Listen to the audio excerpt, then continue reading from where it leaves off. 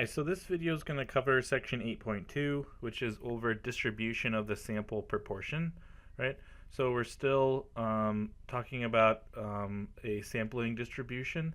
Last time we looked at the sampling distribution of the sample mean, x bar, and now we're going to look at the sampling distribution of what's called a sample proportion, right?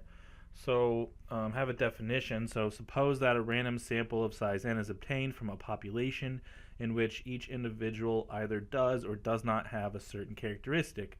The sample proportion, denoted p hat, is given by, so p hat is equal to x divided by n, right? So x is the number of individuals with the characteristic divided by the total people in your sample, right? So what we get is a proportion of people that have a specific characteristic that we're looking for, right? So if we have a sampling distribution of p hat, this sampling distribution is going to be approximately normal if we have some conditions that are met, right? So there's actually going to be three conditions. So the first condition, right, so there's going to be three conditions. The first condition is listed here, and I'll highlight it. So we need n times p times 1 minus p to be greater than or equal to 10. The second condition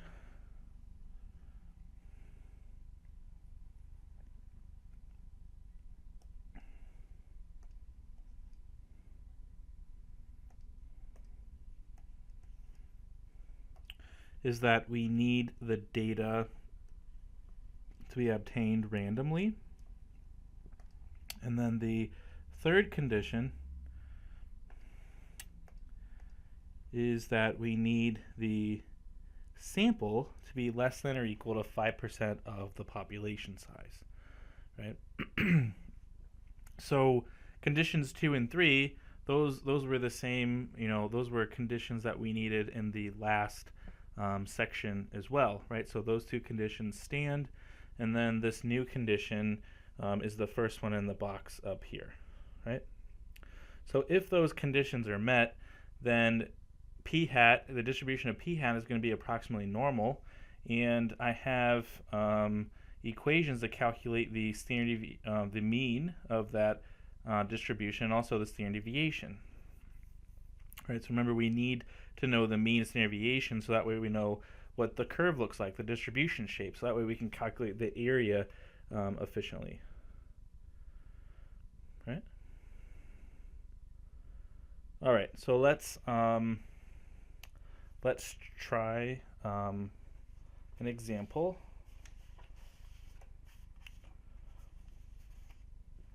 So first we could practice checking the conditions, right? So the first condition is that we need n times p times 1 minus p to be greater than or equal to 10, right, as listed there. So I'm given these values, so let's plug them in and see. N is 500, so we'd have 500 times p is 0.04, and then this would be times 1 minus 0.04, and I want to know what this equals, right? So if you plug that into your calculator, right, so 500 times 0.04 times 1 minus 0.04, you get 19.2, right? So that's clearly greater than or equal to 10, right? So we met this condition, right? So we're good there. The second condition is that the data needs to be randomly collected.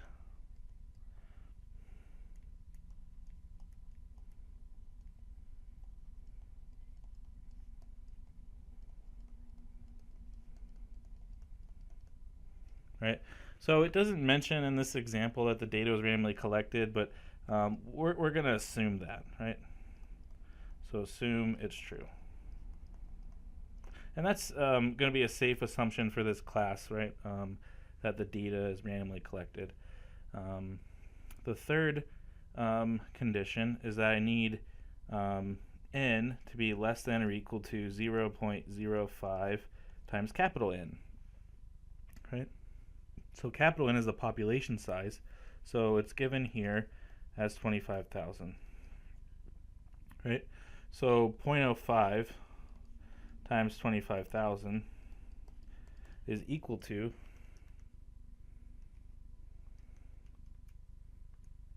1,250, and this of course is greater than or equal to little n, which is 500, right? So we meet that condition as well, right? So we have less than 5% of the population in our sample, so we're good there.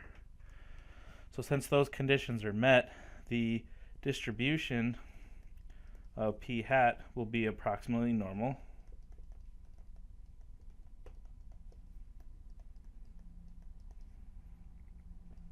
with a mean equal to p, which is equal to 0.04, and a standard deviation for p hat to be equal to. So it's the square root of p times 1 minus p divided by n. So this would be 0.04 times 1 minus 0.04 divided by 500. And this comes out to be approximately equal to 0.0088. Right, if we round to 4 decimal places, right? And remember, I told you in the last section as well that I'd really recommend rounding the standard deviation to 4 decimal places at least, so that way you're accurate.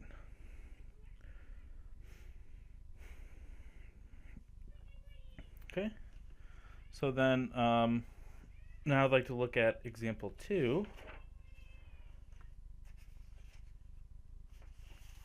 So example 2 says a simple random sample of size n equals 200 is obtained from a population whose size is n equals 25,000 and whose population proportion with a specific characteristic is p equals 0.65.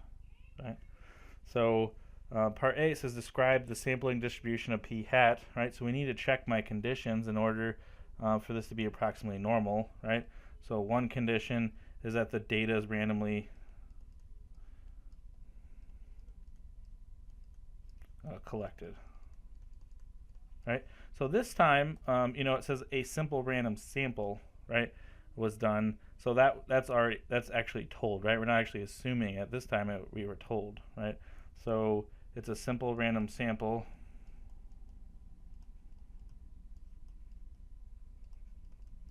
So that condition's met. Right? The second condition is that we need n times p times 1 minus p greater than or equal to 10, right? And notice I'm doing these a little out of order from the other page. You don't have to do them in order. We just need to check them all, right? So the order is not important. So if I plug in n, we'd have 200. P is 0.65 times 1 minus p. That's equal to, so 200 times 0.65 times 1 minus 0.65 gives me 45.5. So that's clearly bigger than or equal to 10, right? So that condition's met. So then the third condition is that we need n, little n, to be less than or equal to 0.05 of capital N. So we would, if we plug this in, we'd have 200 less than or equal to 0.05 times 25,000. And really we're testing if that is true, right? So if I take 0.05 times 25,000, I get 1,250. Right, so that's true. Right, that condition's met. So since those three conditions are met, p hat, the distribution of p hat,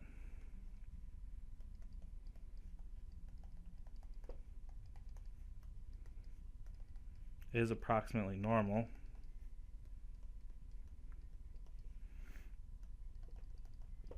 With mean equal to p, which is 0.65, and standard deviation equal to the square root of p times 1 minus p divided by n.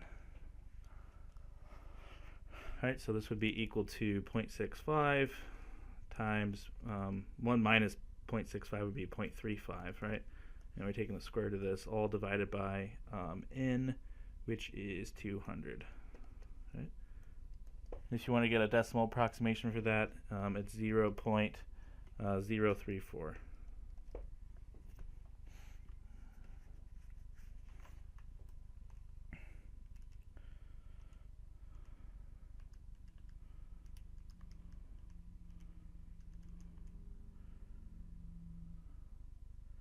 Right, and let me go ahead and do this out to 4 decimal spots. So it'd be 337, 0.0337, right?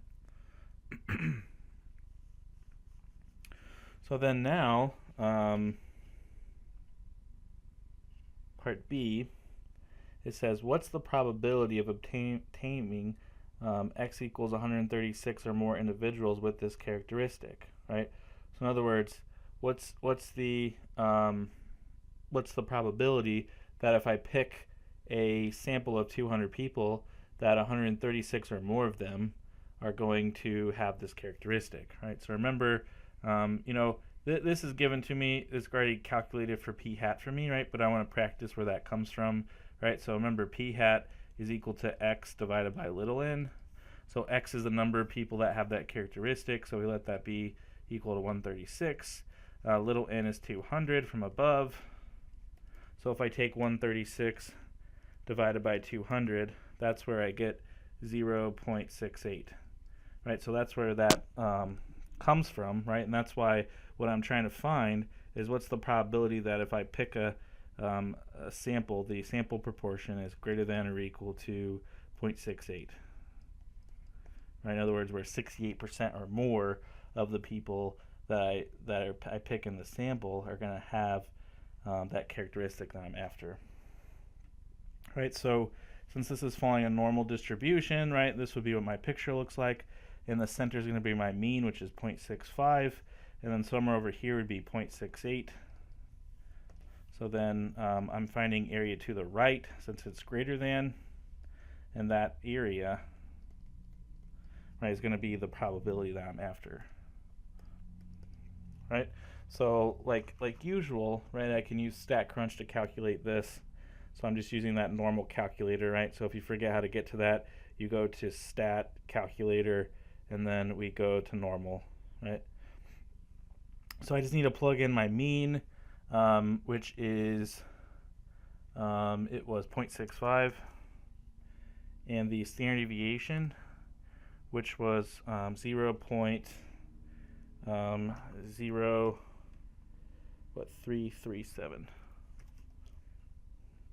right? And then I'm finding the probability that we're greater than 0.68. If I hit calculate, I get that area, right? So that's my probability. So this is equal to 0.1888, right? And this is, this is approximately equal to 0.19, which is equal to 19 out of 100. So if I wanted to try and interpret this, right, I could say about 19 out of 100 random samples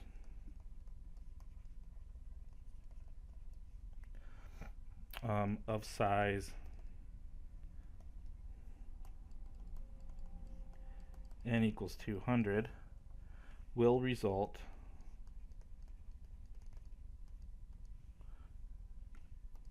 in 136 or more individuals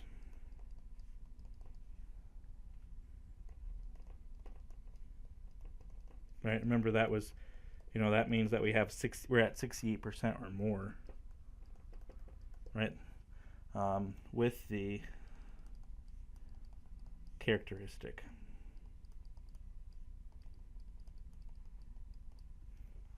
Right? So then in part C, it's similar. It says, what's the probability of obtaining x equals 118 or fewer individuals with the characteristic, right? So same idea. P hat is equal to x divided by n. So this would be equal to 118 out of 200 this time, right? So we take 118 divided by 200, we get 0.59. Right, and that was, given to us, right? So, this, what I circled in green, that doesn't necessarily have to be given to you, but in these problems, they have been, right? But you should be able to do it if it's not provided as well, right? So we're trying to find the probability that p hat is less than or equal to 0.59. So if I draw my picture, right, I have my normal curve. In the center, I'll have the mean of 0.65. And then somewhere to the left will be the value 0.59, and I'm trying to find this area to the left.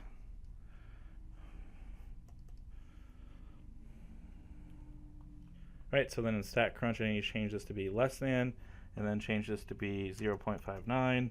Everything else would be the same, and we get that area. Right. So it comes out to be roughly 0.0375.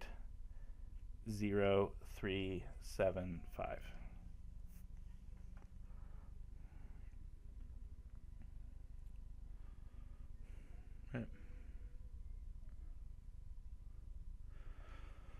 All right, so this next question, it says, according to a study done by Wakefield Research, the proportion of Americans who can order a meal in foreign language is 0.47. Suppose a random sample of 200 Americans is asked to disclose whether they can order a meal in a foreign language. Is the response to the question qualitative or quantitative? Explain. Right? So if you think about this is going to be qualitative. Right? And that's, because there's going to be two outcomes. So it's going to be qualitative with two outcomes. People are going to say that they can order a meal in a foreign language.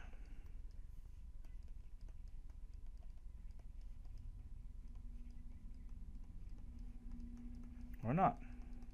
Right? So in other words, you meet the characteristic or you don't. Right? It's kind of like, it's a success or a failure, right? Yes or no.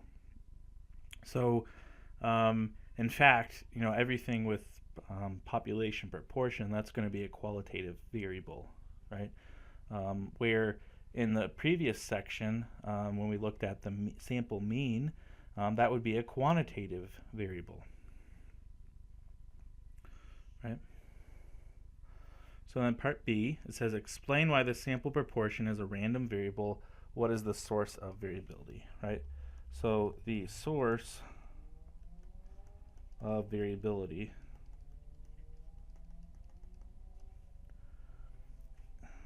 is the individuals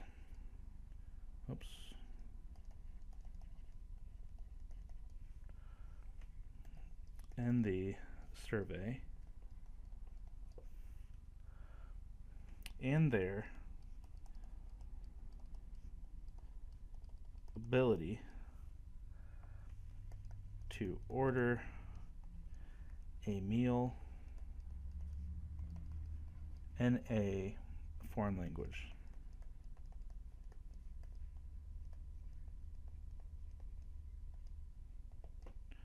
Right? So that provides the source of variability, right? So in statistics, the variability is important because if things don't vary, then we can't do statistics, right? That's something that's important. A basis for statistics is having variability. Right? That's really what we're studying is how things vary, right?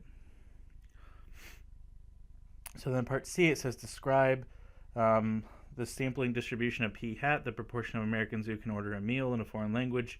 Be sure to verify the model requirements, right? So we need to verify those three requirements. The first thing is that the data is randomly obtained right? So that's done because we did a random sample of 200 Americans, right? So that's provided, right? We did a random sample. So that check, right? Second condition is we need n times p times 1 minus p to be greater than or equal to 10. Right, so I didn't label my variables yet, right? So this value is n, and p is given here, 0.47, right? So that's what was provided. So if we plug those in, we get 200 times 0.47 times 1 minus 0.47. This equals 49.82, and that's clearly bigger than or equal to 10, right? So that condition's met. And then the third condition is that we need the sample size to be less than or equal to 0.05 times capital N, right? But in this case, we're not given what capital N is equal to, right? So if I plug in n equals 200, I would have 200 less than or equal to 0.05 times capital N. So what I could do is solve this inequality to see what would capital N have to be in order to make this satisfy this condition, and see if it's reasonable the population's at least that big, right? So to solve this inequality, we want to get capital N by itself. So I would divide both sides by 0.05. So 200 divided by 0.05 is equal to 4,000.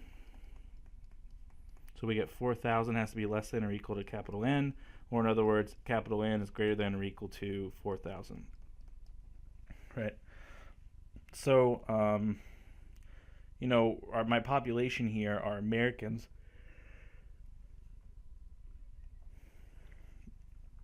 Right, and it doesn't specify adults, but even if we, think about just adult Americans, we're going to have at least 4,000, right?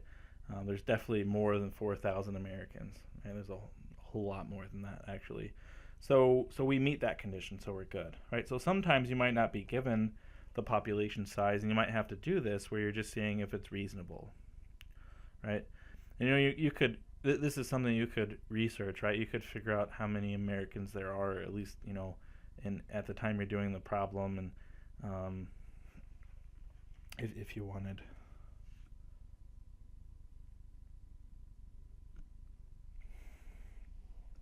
Right, so since these conditions are met, we're going to have, let me come over here a little bit. I'm just going to come off to the side. So since those conditions are met, the distribution of p hat will be approximately normal, with a mean equal to p, which was 0.47, and a standard deviation equal to p times 1 minus p divided by n, take the square root of all that, right? So then plugging in these amounts, we would have 0.47 times 1 minus 0.47 divided by 200, and that comes out to be approximately equal to, let me plug this in. So square root of 0.47 times, that would be what, 0.53, 1 minus 0.47, and then divided by 200. I get approximately 0.0353. Right.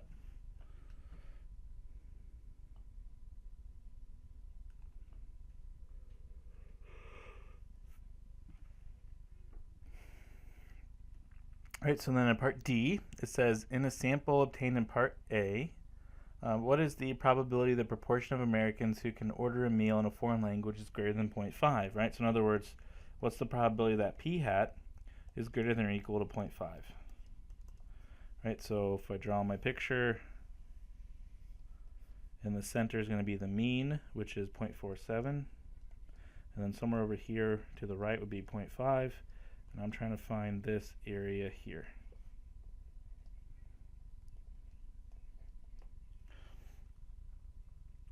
Right, so just need to plug that in StatCrunch.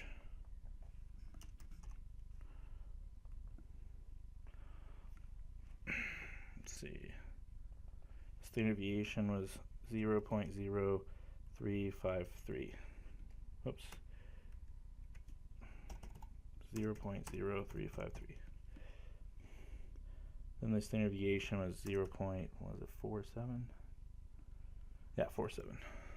So hit compute, and I get the area. So 1977. So this is about 0.1977. Right? So then the next part is said, would it be unusual in a survey of 200 Americans that 80 or fewer Americans can order a meal in a foreign language, and why? Right? So if we calculate p hat, right, because it's not given to us here, we take x divided by n, which in this case would be 80 divided by 200. Right? So 80 divided by 200 is 0.4. So what I'm trying to find is we want 80 or less, so we want to find the probability that p hat is less than or equal to 0.4. Right, that's what we're after. So if I draw a picture really quick, here in the middle's the mean, 0.47, somewhere over here is 0.4, and I'm trying to calculate this area.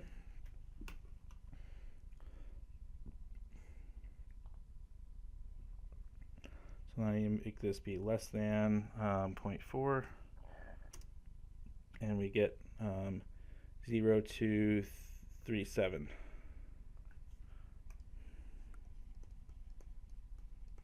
Right?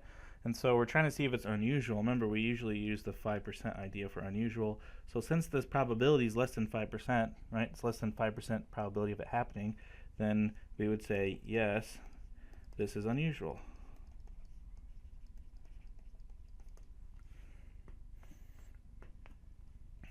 Right?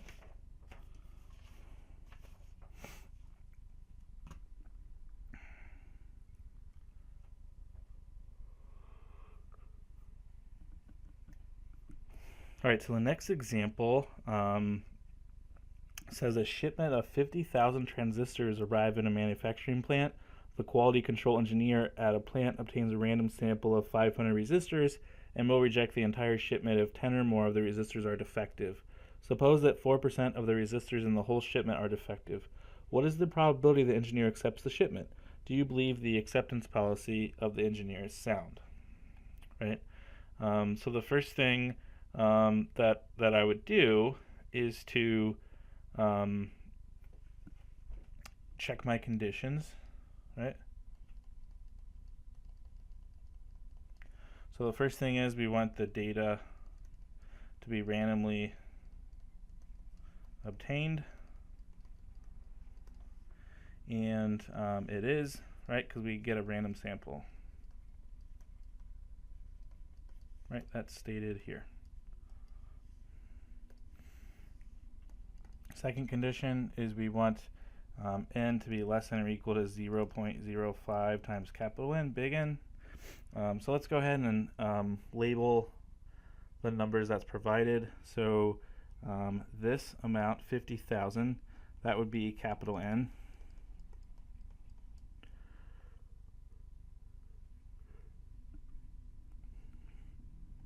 We're getting a sample of 500, so that would be little n. And this 4%, that's going to be p. P is equal to 0.04, right, which is 4%. So if we plug this in, we would have 500. Oops, that's kind of a little sloppy. So we'd have 500. Is that less than or equal to 0.05 times big N, which is 50,000? Right, so 0.05. Oops. Hang on, my switch calculators. My batteries are dead. All right, so 0.05 times 50,000 gives me 2,500. Right, so that number is bigger than 500, so we're good, right? So we meet that condition. The third condition then is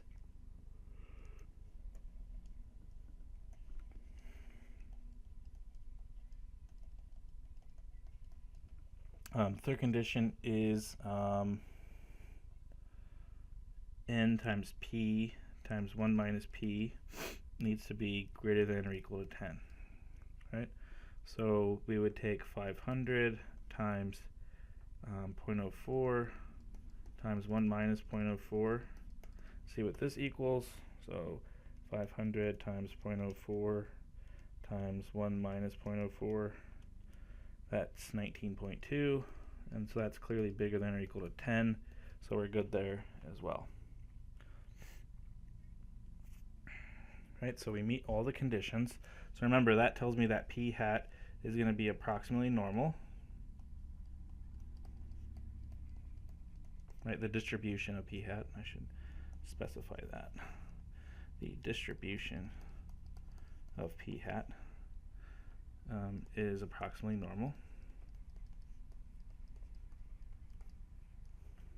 So we're able to use the normal model.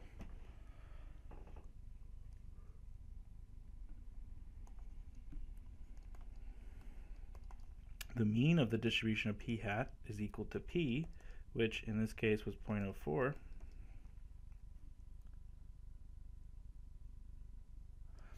And the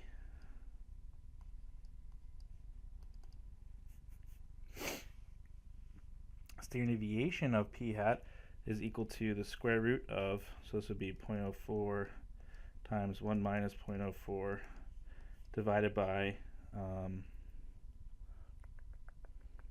500, right, my sample size. And this is approximately equal to 0.0088.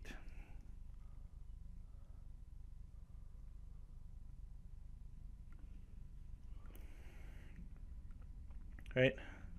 So what I'm trying to figure out is what's the probability that the engineer accepts the shipment, right?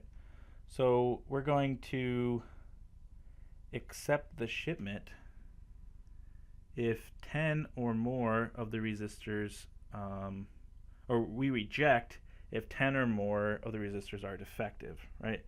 So if 10 or more are defective, then we reject. And I want to know what's the probability of accepting the shipment, right? So we're going to accept the shipment if 9 or less of the resistors are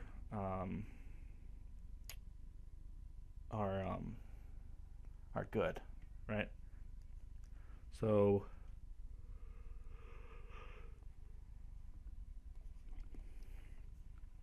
my p hat would be equal to 9 divided by 500.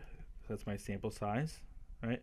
So 9 divided by 500 is 0.018, right? So what we want to do is calculate what's the probability that p hat is going to be less than or equal to 0.018.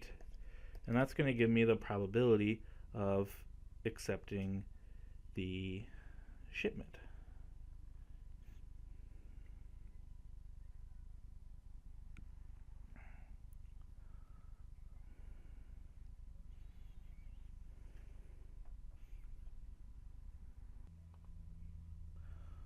Right, so if I open up StatCrunch, I need to input my pieces in here.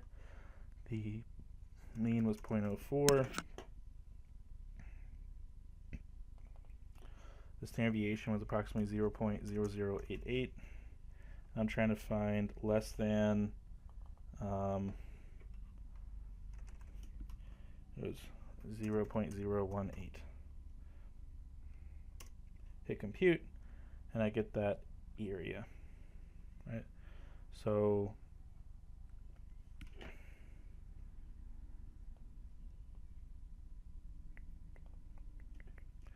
I get 0.018.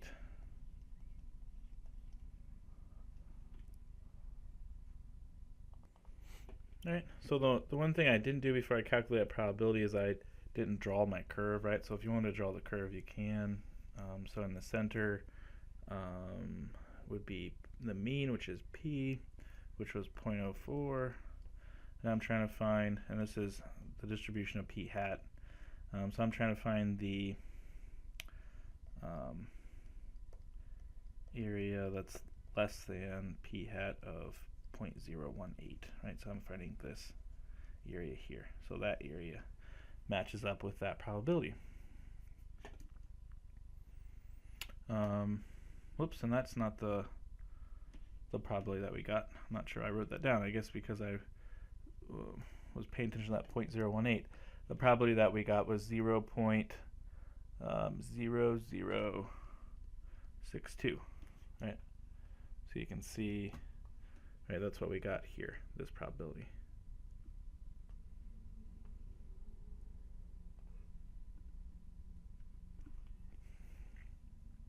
All right, so then have one more problem, example 5.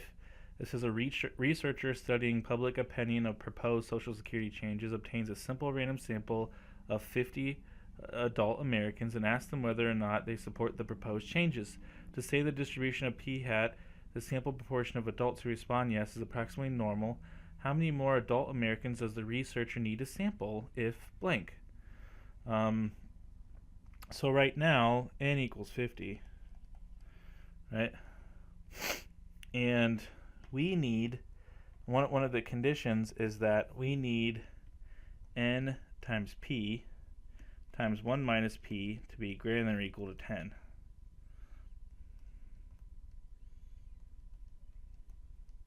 Right?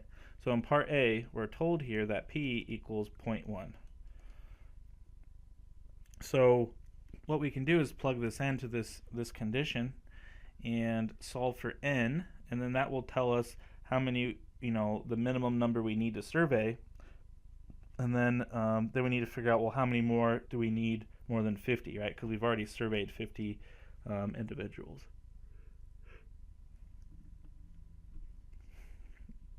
So if I plug in p, I would have n times 0.1 times 1 minus 0.1 greater than or equal to 10. So then we can simplify this. So this would, if I take 1 minus 0.1, that'd be 0.9. So 1 minus 0.1 times 0.1, that's equal to 0.09. So this would be equal to 0.09 times n on the left-hand side, greater than or equal to 10. Right, so I'm trying to solve this inequality equation. And then if I divide both sides by 0.09,